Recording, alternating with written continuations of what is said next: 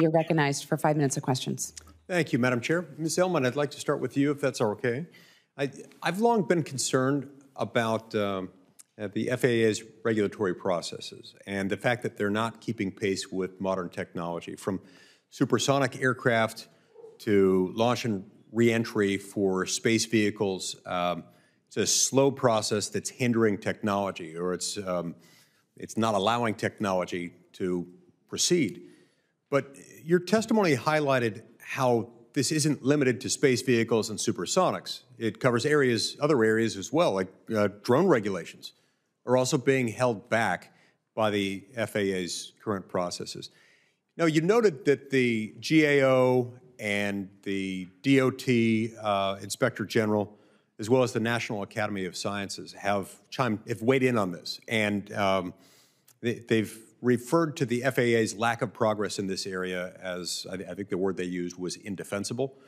Now, I completely agree. I would call it, and I do call it, indefensible, and I think Congress should address this in next year's FAA legislation. The Part 135 process, to me, seems expensive and something that probably wasn't intended for drones. Absolutely, certainly wasn't intended for drones. Not designed for drones, not well suited for drones. What do you think about this? Do you think Part 135 and the process that's involved in it, you think that makes sense for drone carriage, and should we consider a drone-specific carriage process that reflects drone realities? Thank you for that very important question, Senator Lee. I would, yeah, absolutely. As I remarked earlier, part of the challenge here, the technologies move so much more quickly than the policies, and essentially the FAA is attempting to fit a square peg into a round hole. Regulations that were designed for the crewed aviation industry directly to drone use, which don't have people on board, very, very, very different in some ways, closer to kind of like, what looks like a cell phone versus a 737. So absolutely, we need new rules that are drone specific. The Beyond Visual Line of Sight Aviation Rulemaking Committee considered exactly this and looked at, from a regulatory perspective, provided recommendations to the FAA on how, in a risk-based, performance-based way, the FAA could broadly enable scaled commercial delivery operations. And I think that provides a framework for the FAA to use that we would like to see implemented expeditiously. It touches on airworthiness, it touches on airspace, it touches on crew and operator qualifications. It essentially provides a roadmap to the FAA on how bringing all relevant stakeholders together, industry working together with academia and states, localities, and others to craft these recommendations, how we can do that in a way that enables us to take advantage of the benefits of commercial drones. No, I think that's right, and it's sad that the one thing holding us back, because all the players you mentioned are ready, willing, eager, able to do this.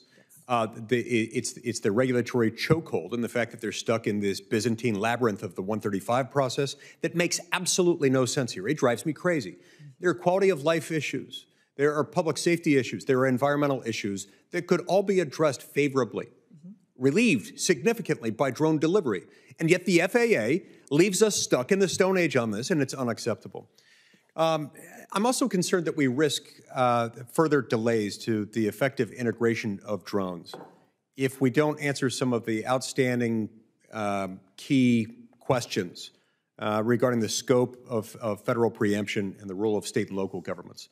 For example, the National Conference of State Legislatures, NCSL, has raised some of these questions specifically, and I'm quoting here. Does the FAA have the authority to regulate all drone operations, including low-altitude operations? How will property rights and nuisance claims, an area of law traditionally within state and local police powers, be impacted by drone low-altitude operations? And what's the scope of civil and criminal trespass authority in low-altitude airspace? The GAO addressing some of these topics in a 2020 report concluded as follows, quote, "The legal uncertainty surrounding these and other issues presenting challenges to integration presenting challenges to integration of UAS into the national airspace system. Successful integration may involve balancing the social and economic benefits anticipated from U.S. operations with constitutional protected property and privacy rights. It may also involve balancing the federal government's constitutional rights and responsibilities to regulate interstate commerce with the state's constitutionally reserved police powers and principles of federalism, close quote. Ms. Ellman, do you agree with the GAO's assessment here that the successful integration will likely require balancing of these state and local interests?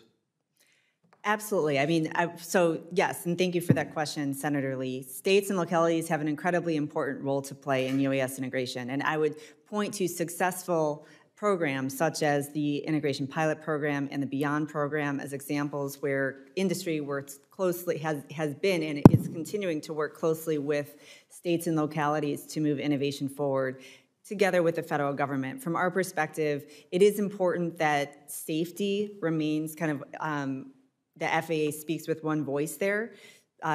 If there's a patchwork quilt of regulations, it will be very difficult for companies to scale, and we want to be able to scale in a way that the industry grows and we're able to take advantage of all of these benefits.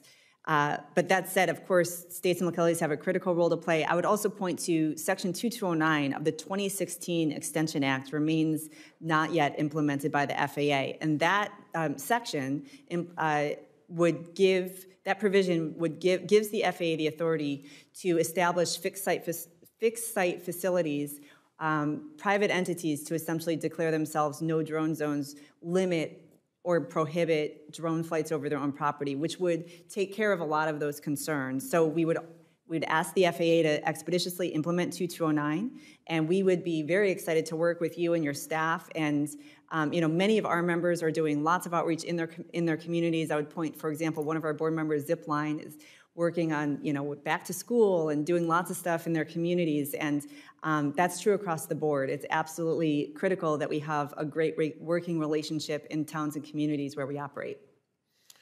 Okay, so that we still do need to know the scope of preemption. We need to know the nature and extent of the limits on federal authority here. A lot of these programs weren't designed with an appreciation for on-the-ground realities that are specific to drones, that are very different. We're not in the realm of United States versus Cosby anymore, which contemplates traditional aircraft, airplanes, fixed wing, sometimes rotary wing aircraft, involving the carrying of humans in addition to any other cargo. This is very, very different. A drone, which can fly down to inches above the blades of grass on somebody's lawn, can fly right up to and against, in theory, into somebody's window. It presents some things that are very obviously within the domain of state and local authority. Nuisance law, laws prohibiting voyeurism, things like that, are all necessarily within the police powers of a state or a locality. If we can't get this right, if we can't grasp what it is that's the nature and extent of the FAA's authority, where it preempts, while acknowledging that it can't preempt all things. If we don't get that ironed out quickly, we're going to be in bad shape. We would welcome the opportunity to work with you and your staff on this very complex topic, absolutely. And I know you'll help us get there. You'd be willing to help us delineate where those limits should be. We're happy to help. Yes, absolutely. Thank you. Thank you, Madam Chair.